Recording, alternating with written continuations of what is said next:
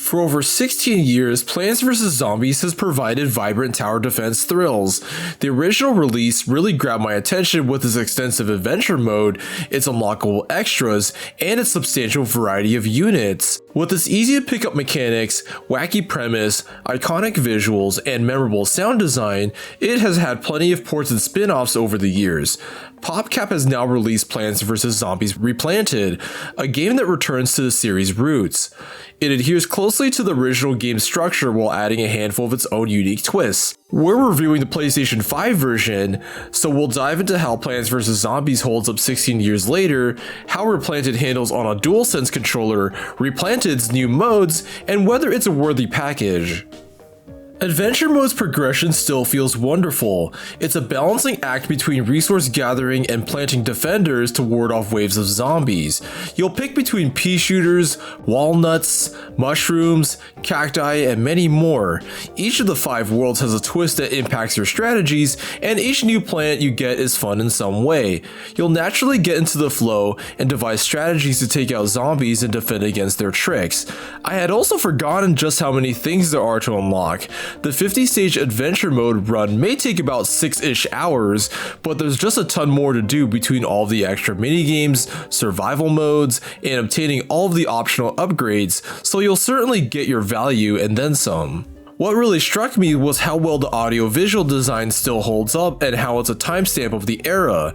The user interface and backgrounds are full of sizable cartoony elements reminiscent of PopCap's sensibilities, and the bouncing plants and zombies have poignant yet simple animations, and the music has a bouncy new age flair that's still really catchy. Just listen to the boss encounter songs. The sound design is captivating between the zombies' grunts, their munching sounds, and plants' popping sounds. I had only previously played this game's original 2009 version with mouse controls, so I was really curious how it made the transition to the DualSense controller.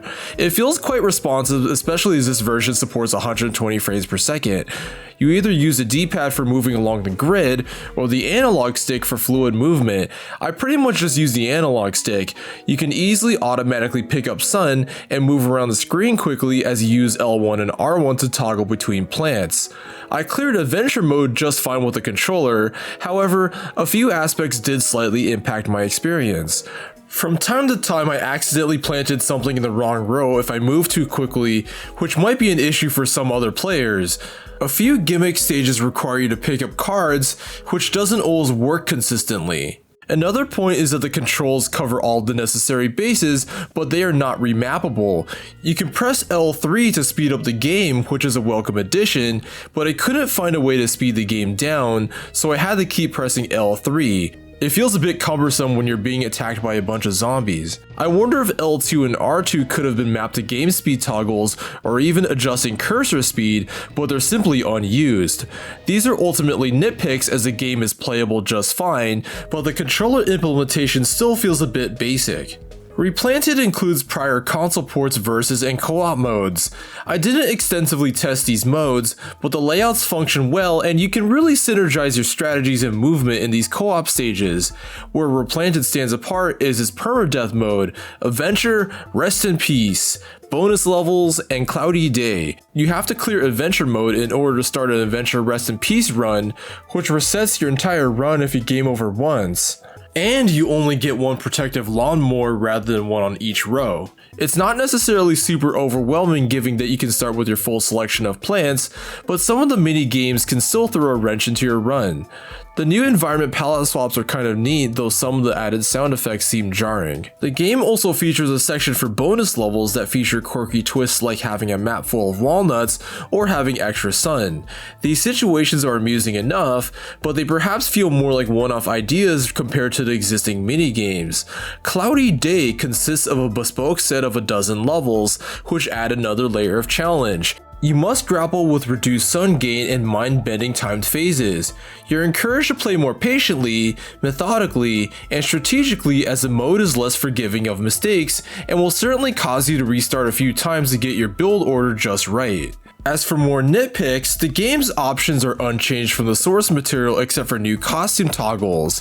Each stage's lower right progress bar is perhaps a bit small, so some additional user interface scaling options may have been helpful.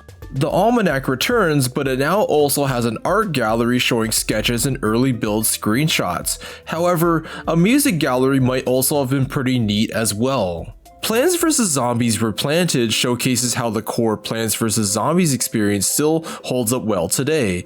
The PlayStation 5 controller implementation is relatively basic and straightforward, but is more than sufficient for clearing the game's modes. The game looks fantastic, especially in widescreen and at higher resolutions.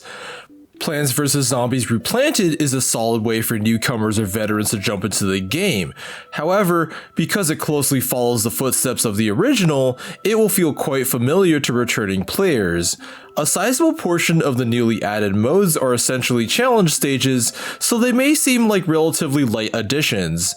Regardless, Plants vs. Zombies Replanted cartoony sensibilities, extensive replayability, silly premise, and easy to learn mechanics are still appealing 16 years later. That'll do it from us today. This has been the CFG. Subscribe to our channel for more game content, and we'll see you on the next one.